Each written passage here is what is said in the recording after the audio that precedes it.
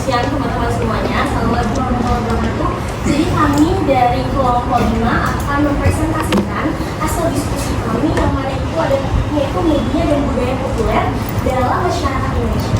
Sebelum itu kami akan memperkenalkan anggota kami terlebih dahulu. Perkenalkan nama saya, Mas Lanari Desregar dengan NIM 2305030004. Saya dari Fakultas Ekonomi dan Bisnis. Perkenalkan, nama saya Edi Suprayogi dengan NIM 23030603 dari Prodi Peternakan. Perkenalkan, nama saya Ida Selakirudita dengan NIM 230301 dari Prodi Peternakan.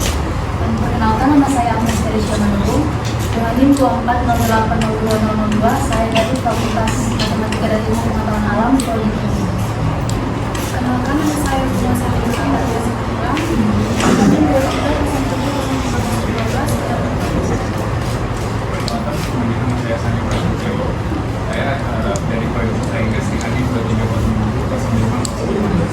Perkenalkan, nama saya Karina dengan NIM 24080208. Saya dari Perkenalkan, nama saya Kevin dari Proyek Bahasa Ekonomi dengan NIM 24080251. Saya berasal dari program studi S1 Kimia. Perkenalkan, nama saya Muhammad Makara dengan NIM 230404 dari Proyek Bahasa. Oke, sudah perkenalan dari kelompok kami. Selanjutnya kita akan masuk pada materi yang akan kami bawa. Di sini ada beberapa subbab. Yang pertama itu adalah peran media dalam pembentukan budaya populer, kontestasi antara budaya lokal dan budaya global, pembagian budaya populer berdasarkan media, bentuk-bentuk budaya populer yang ada di Indonesia, dampak budaya populer terhadap masyarakat, literasi media dan budaya, tantangan dari peluang serta peran algoritma media sosial dalam pembentukan budaya populer. Kita masuk kepada penjelasan yang pertama akan dijelaskan oleh Baik, di sini langsung saja kita masuk pada peran dalam pembentukan budaya populer.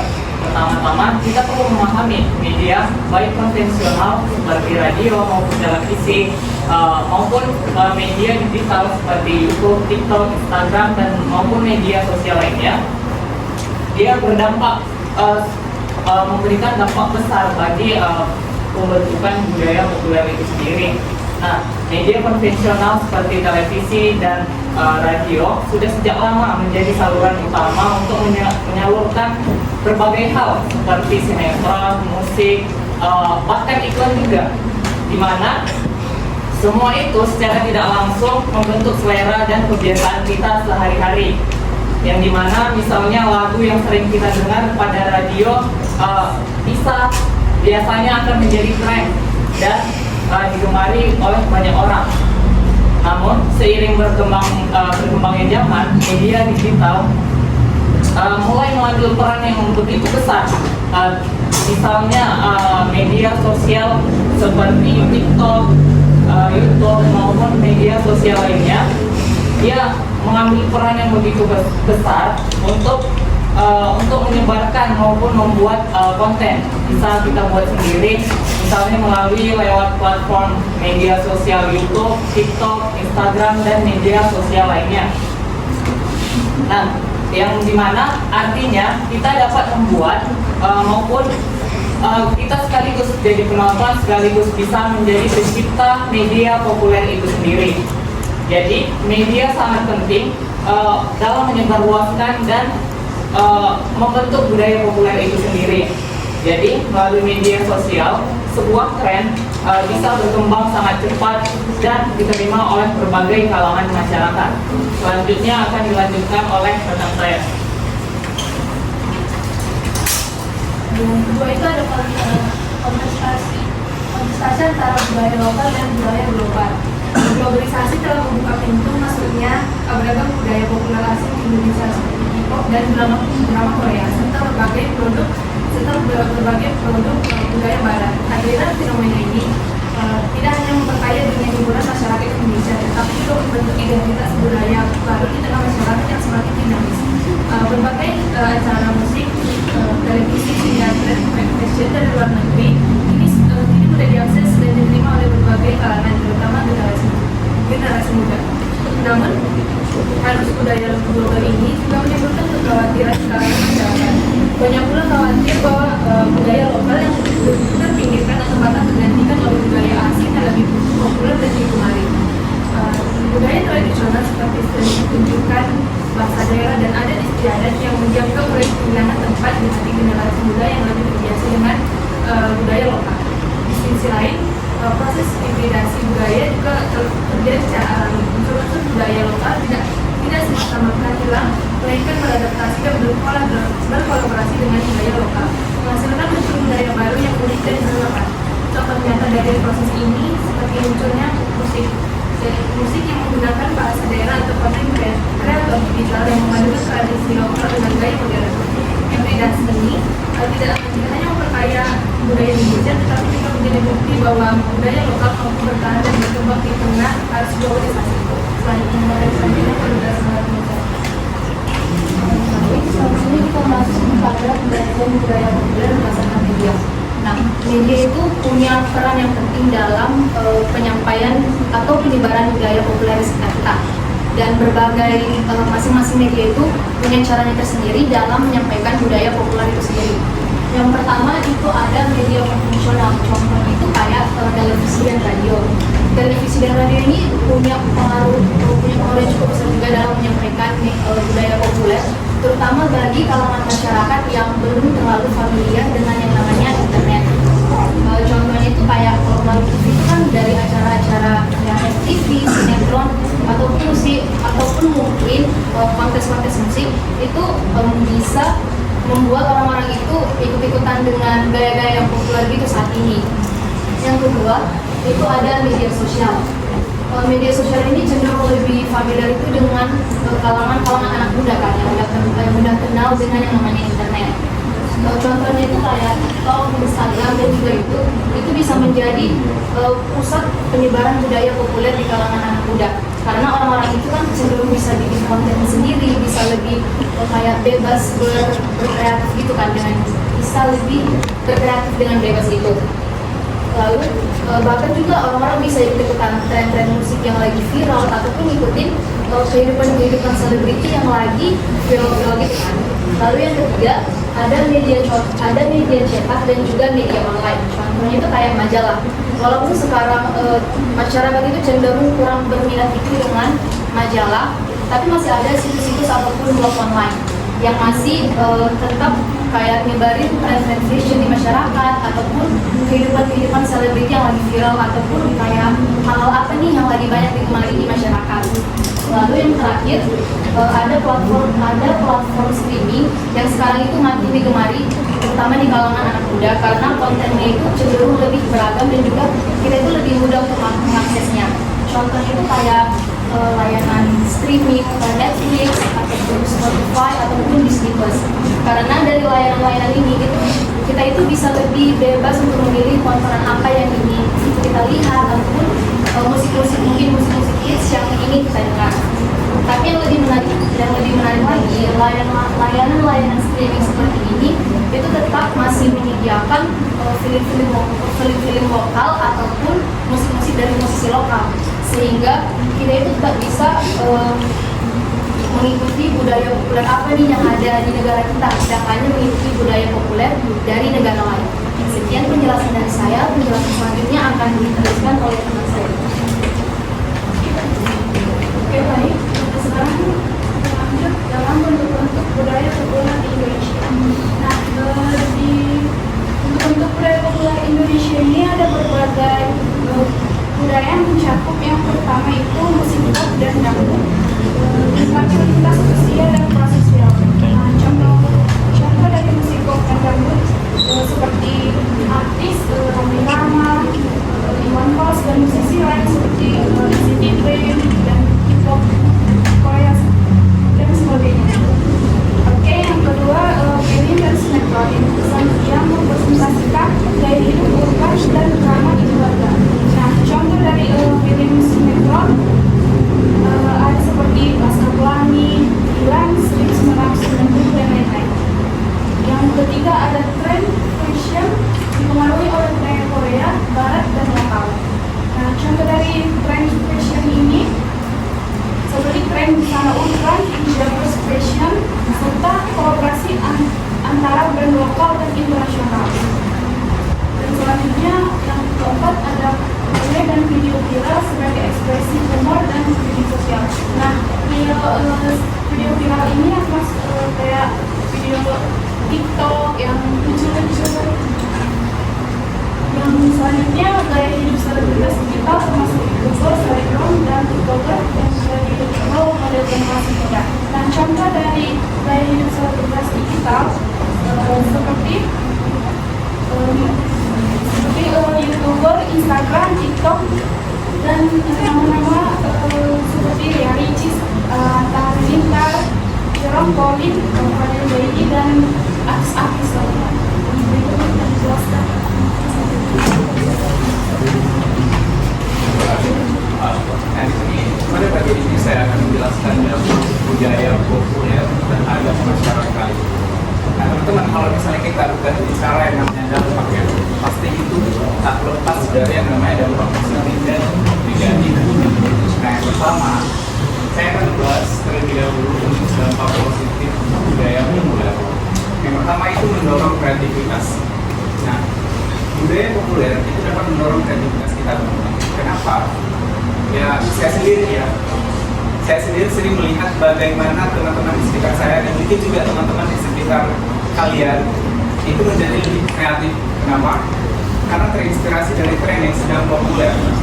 Entah itu membuat video pendek dan day in my life, entah itu membuat desain poster, atau bahkan membuat video velocity ya. Lalu yang kedua, budaya populer juga membentuk atau membuka lapangan kerja dalam industri. Nah, misalnya gini, banyak orang sekarang yang bisa bekerja sebagai content creator, video editor, atau bahkan digital marketer.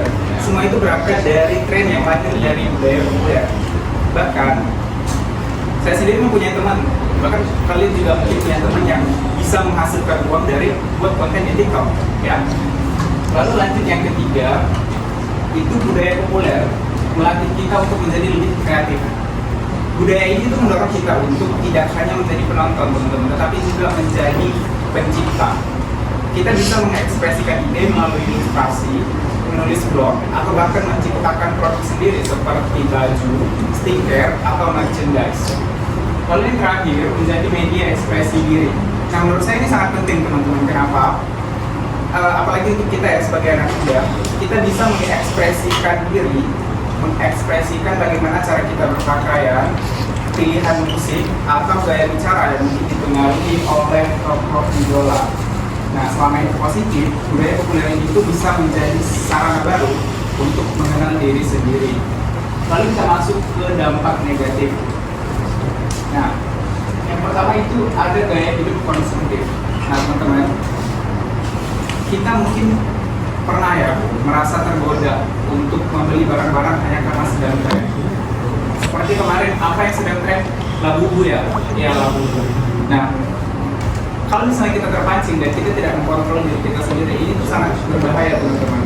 Karena bisa membuat kita boros hanya karena demi terlihat mengikuti zaman, atau biasa dikenal dengan FOMO ya.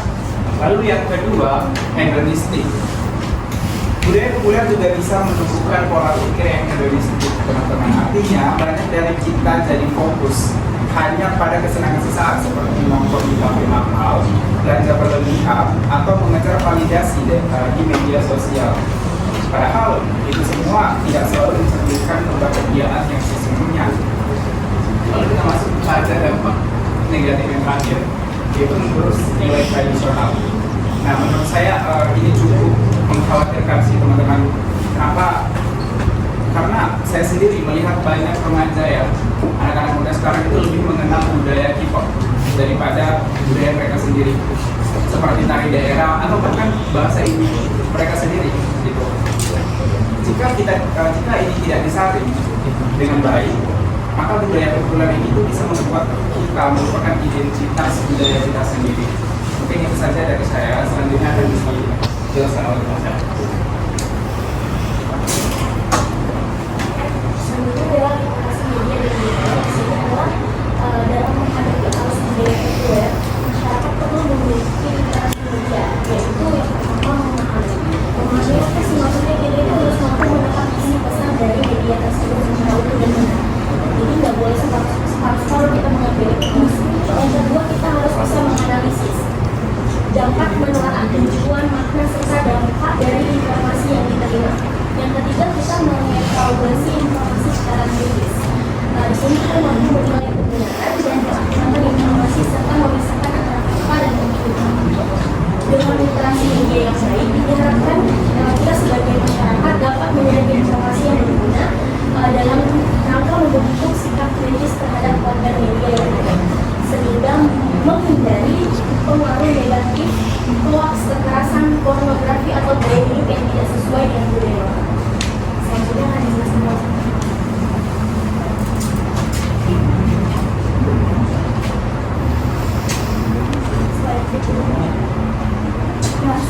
Kemudian kita masuk kepada tantangan dan peluang.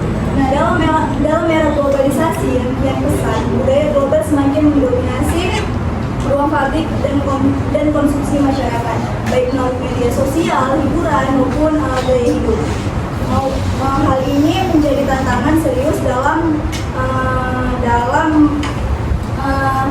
menjaga identitas budaya lokal dan jika tidak diantisipasi dengan strategi yang lebih tepat, maka budaya lokal akan mendapatkan banyak resiko seperti tergeser oleh budaya asing yang lebih terstruktur, kemudian kehilangan nilai luhur yang seharusnya diwarisi oleh generasi.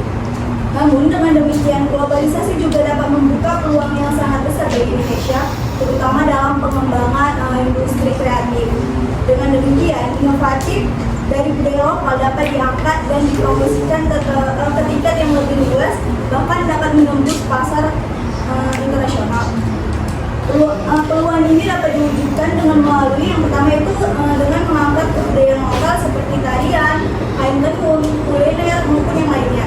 Dengan menyajikan format yang lebih menarik maupun modern, sehingga tetap relevan dengan selera generasi muda tanpa menghilangkan nilai-nilai aslinya.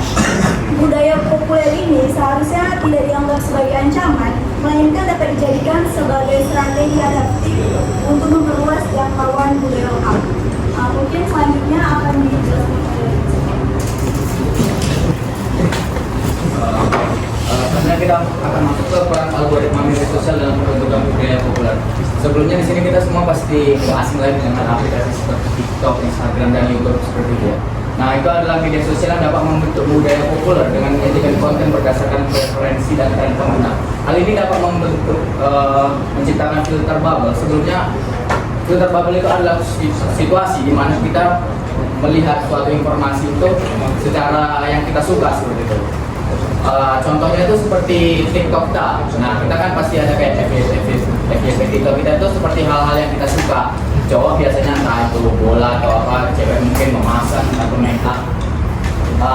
Di sini kami mengambil contoh seperti viralnya lagu Lati. Itu di mana budaya populer, di mana masih ada unsur tradisionalnya, ada juga unsur modernnya di lagu itu. Ini menunjukkan meski algoritma dari media sosial itu mempercepat penyebaran budaya populer, keberagaman budaya lokal itu bisa terpinggirkan. Nah, itu makanya adanya peran penting oleh kreator lokal untuk memahami cara kerja algoritma agar nilai budaya Indonesia itu tetap bisa bersaing di ranah global. Terima kasih. Oke, jadi apa yang kita bisa simpulkan dari media dan budaya populer Indonesia? Memang budaya populer Indonesia berkembang pesat seiring dengan media, baik konvensional maupun digital. Media berperan penting dalam membentuk selera publik, menyebarkan tren, dan membentuk identitas budaya. Globalisasi membawa masuk berbagai unsur budaya asing yang di satu sisi memperdaya, namun juga dapat menggeser budaya lokal. Melalui proses hibridisasi, budaya lokal mampu beradaptasi dan tampil dalam format yang lebih global. Platform digital seperti TikTok dan YouTube mempercepat penyebaran budaya populer, tetapi juga menimbulkan risiko homogenisasi. Budaya populer membuka peluang ekonomi dan ruang ekspresi kreatif, namun juga dapat mendorong gaya hidup konsumtif dan melemahkan nilai-nilai tradisional. Oleh karena itu, literasi media menjadi kunci agar masyarakat dapat memilah, menyikapi, dan mengapresiasi budaya populer secara kritis dan bijak. Saya kembalikan ke moderator. Terima kasih sebelumnya kepada rekan sudah menjelaskan materi kali ini. Baiklah, sekian materi hari ini yang kami sampaikan. silakan kepada teman-teman yang memberikan saran pertanyaan dan juga yang bertanya boleh berdiri.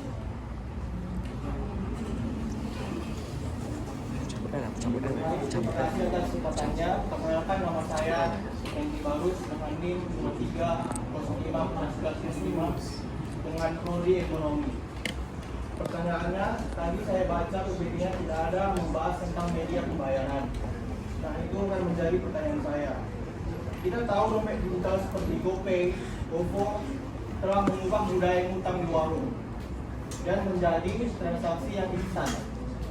Nah, pertanyaannya, bagaimana ini mempengaruhi hubungan sosial antara pemilik warung dan pelanggan pedesaan? Terima kasih.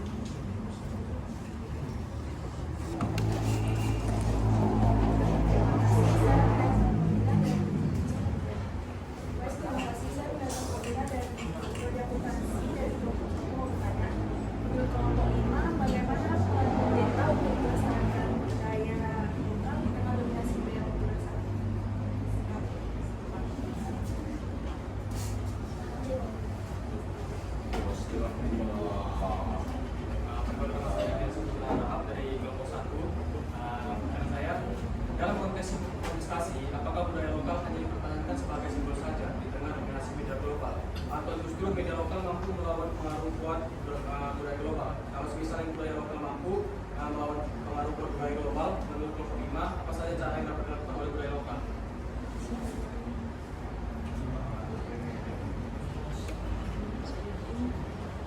Perkenalkan, nama saya Ijas Madila Pinto dengan NIM 2408 Nah, saya izin bertanya, kalian setuju nggak sih untuk meng-cut off semua hal berbahaya tentang budaya lokal seperti K-drama yang seperti yang mana yang saya ketahui, kalau misalnya Korea Utara itu tidak memperbolehkan warganya untuk mendengarkan musik dari Korea Selatan dan juga melihat drama dari Korea Selatan. Kalau misalnya kalian setuju, jelaskan alasannya. Terus kalau misalnya kalian tidak setuju, jelaskan juga alasannya. Terima kasih.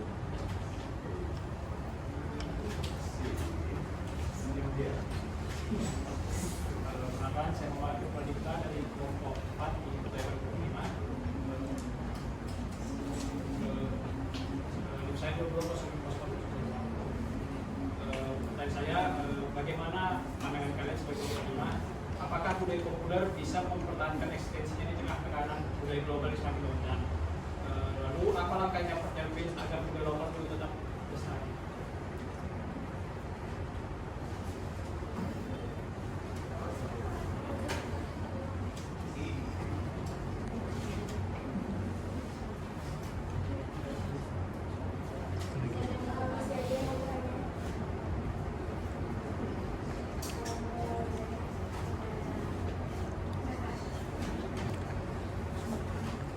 Perkenalkan, saya Devika Amanda dari Prodi Operasi. Pertanyaan saya tuh tadi udah ada sih tadi sedikit dijelaskan tentang algoritma media sosial yang cenderung menampilkan konten apa-apa saja yang kita sukai. Nah, jadi dari situ itu, apakah ini bisa memperkuat minat kita atau justru bisa membatasi kita untuk cara memahami budaya lain? Nah, tujuannya itu seperti kayak, apakah ini membuat kita menjadi lebih fokus dalam minat tertentu atau seperti apa?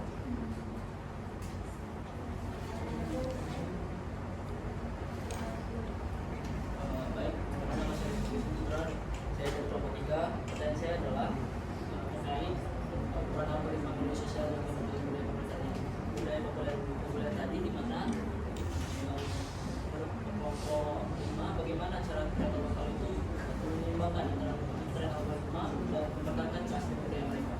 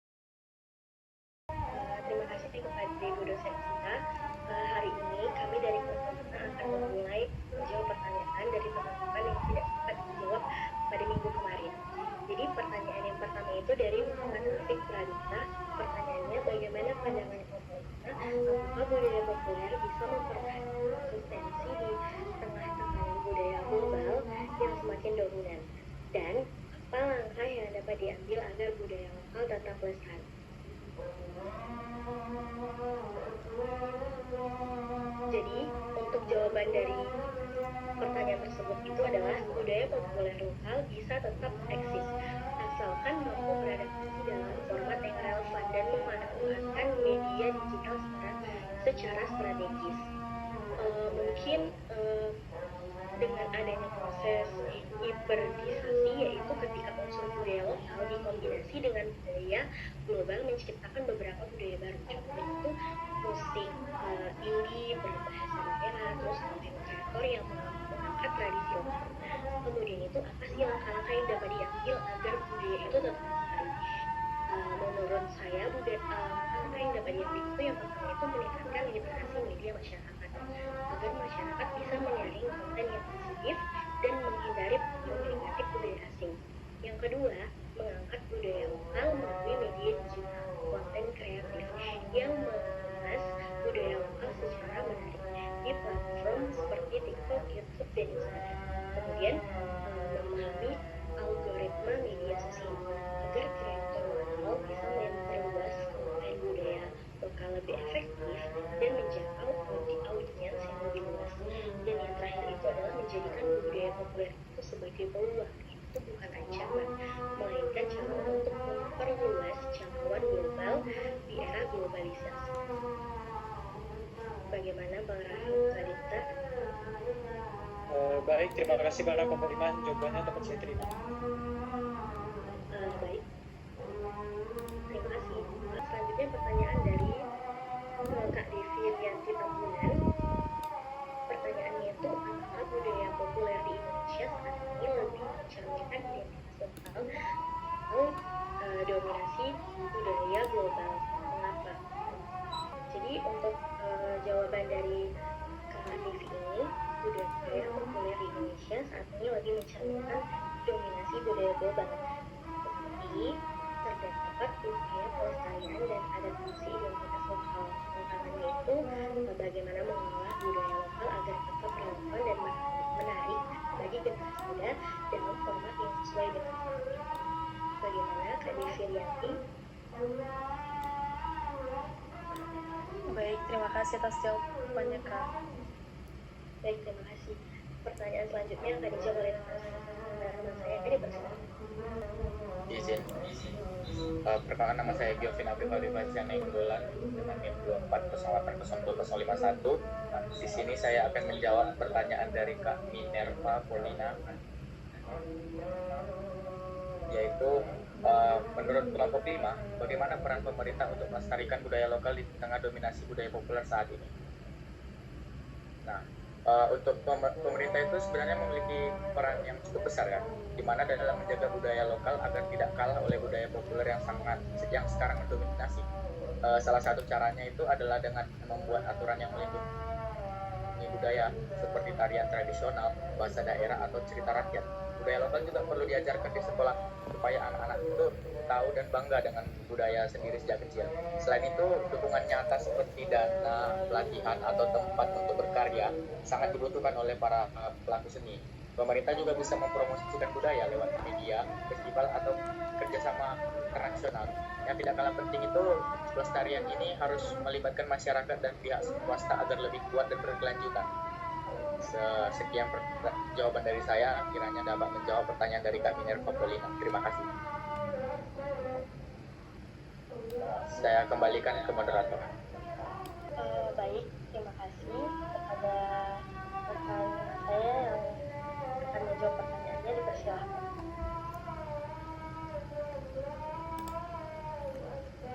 Baik, sebelumnya perkenalkan, nama aku Sandi Prasetyo. Teman-teman, mohon maaf jika kedengaran suara takbiran di belakang ya. Nah, di sini saya akan menjawab pertanyaan dari Kak Devika Amanda. Nah, pertanyaannya adalah, algoritma media sosial cenderung menampilkan konten yang kita sukai secara terus-menerus. Apakah ini memperkuat minat atau justru membatasi cara kita memahami budaya lain? Ini kayak mengarah ke apakah algoritma membuat kita lebih sempit secara budaya dan informasi atau justru membuat kita lebih fokus dalam minat tertentu. Nah, teman-teman, menurut kami, algoritma media sosial itu seperti pisau bermata dua ya.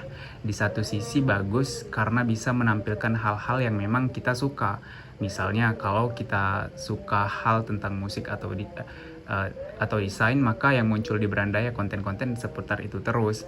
Ini bisa membantu kita makin fokus dan berkembang dalam minat yang kita punya. Tapi di sisi lain, ini juga bisa membuat kita jadi kurang tahu mengenai hal lain di luar minat kita. Karena yang kita lihat cuma yang itu aja. Lama-lama kita jadi jarang ketemu informasi atau budaya lain. Akibatnya, pandangan kita bisa jadi sempit tanpa disadari. Jadi menurut kami, algoritma bisa memperkuat minat kita, tapi juga bisa bikin kita kurang terbuka dengan hal-hal baru. Supaya seimbang nih, kita harus lebih sadar dan aktif untuk mencari tahu hal lain juga. Sesekali mungkin kita mencoba untuk melihat konten dari luar minat kita, biar wawasan kita lebih luas dan nggak terjebak di zona nyaman aja. Lalu saya akan menjawab pertanyaan dari Bang Ardian Saputra Harahap dari kelompok 1. Pertanyaannya adalah, dalam konteks kontestasi, apakah budaya lokal hanya dipertahankan sebagai simbol saja di tengah dominasi media global, atau justru media lokal mampu melawan pengaruh kuat budaya global? Kalau misalnya budaya lokal mampu melawan pengaruh kuat budaya global, maka menurut kelompok 5, apa saja cara yang dapat dilakukan oleh budaya lokal? Oke. Nah, menurut kami, budaya lokal tidak seharusnya hanya dijadikan simbol semata di tengah kuatnya budaya global. Budaya lokal, budaya kita, masih bisa melawan pengaruh global asalkan dikemas dengan cara yang menarik dan sesuai zaman. Nah, menurut kami ada beberapa cara yang bisa dilakukan, yaitu yang pertama, mengemas budaya lokal secara modern, seperti lagu daerah dengan sentuhan musik pop. Lalu yang kedua, memanfaatkan media sosial untuk mengenalkan budaya, misalnya lewat konten TikTok maupun YouTube. Lalu yang ketiga, melibatkan anak-anak muda lewat lomba, festival, atau kegiatan seni daerah. Lalu yang keempat, menggabungkan budaya dengan teknologi seperti game, animasi, atau aplikasi lokal. Mungkin itu saja yang bisa saya jawab. Saya kembalikan ke moderator.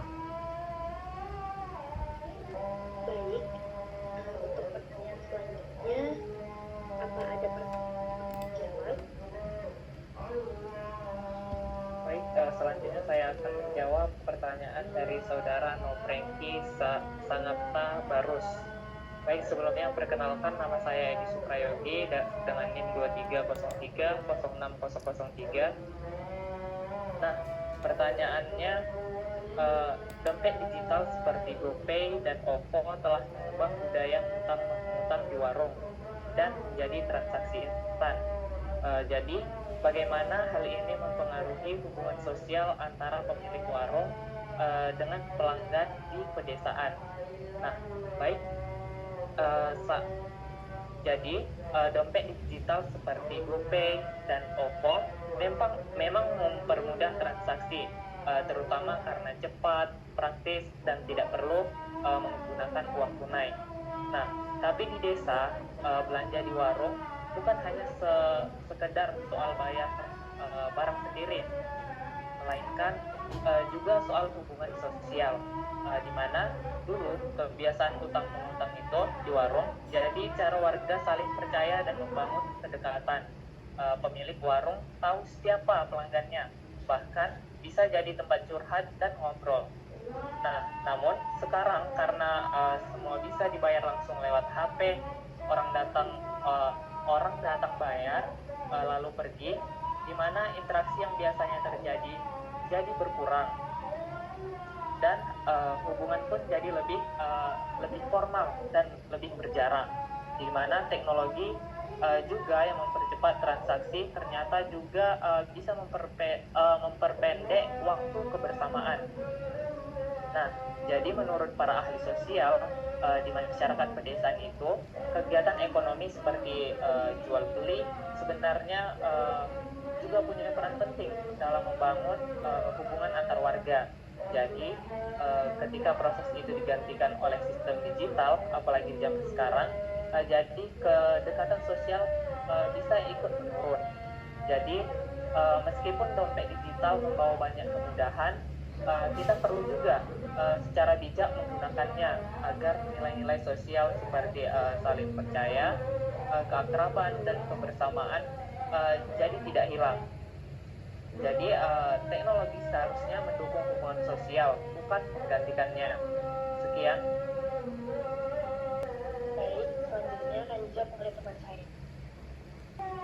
Baik, di sini saya Agnes, perwakilan dari kelompok 5 akan menjawab pertanyaan dari saudari Regia Silvia Fadila Pinang, di mana pertanyaannya itu, apakah kalian setuju untuk meng-cut off semua hal yang berbau tentang budaya global, contohnya kayak K-pop, J-drama dan juga lain sebagainya, seperti Korea Utara yang tidak memperbolehkan warganya untuk mendengarkan musik dari Korea Selatan.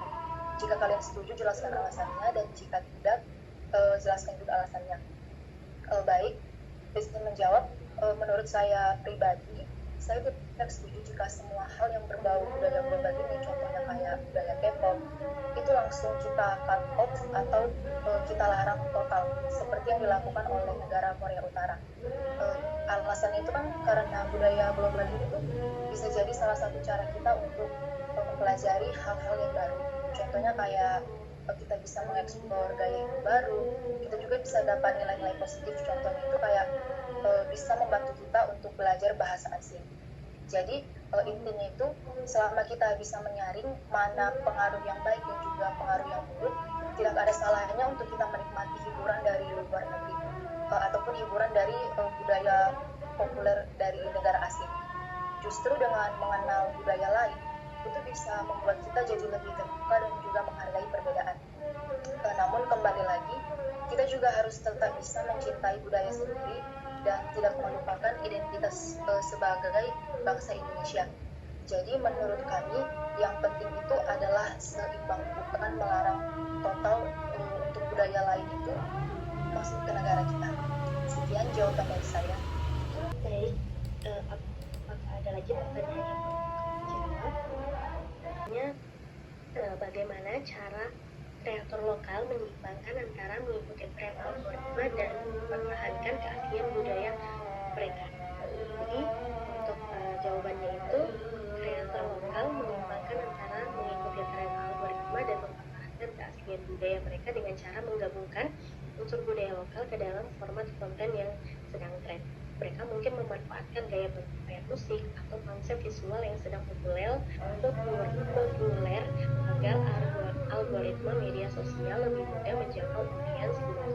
Namun, di saat yang sama, isi atau nilai utama dari konten tetap menonjolkan budaya lokal, seperti tradisi, bahasa daerah, pakaian adat hingga makanan khas. Selain itu, kreator juga perlu memahami cara kerja algoritma seperti penggunaan hashtag, durasi video optimal, serta inovasi pengguna agar kontennya tetap relevan. Mereka melakukan inovasi dengan membalut nilai budaya ke dalam bentuk storytelling modern yang menarik tanpa menghilangkan identitas aslinya. Dengan strategi ini, mungkin diharapkan bisa menjangkau audiens yang lebih luas sekaligus menjaga dan mempromosikan kekayaan budaya Indonesia. Bagaimana ada saudara berbagi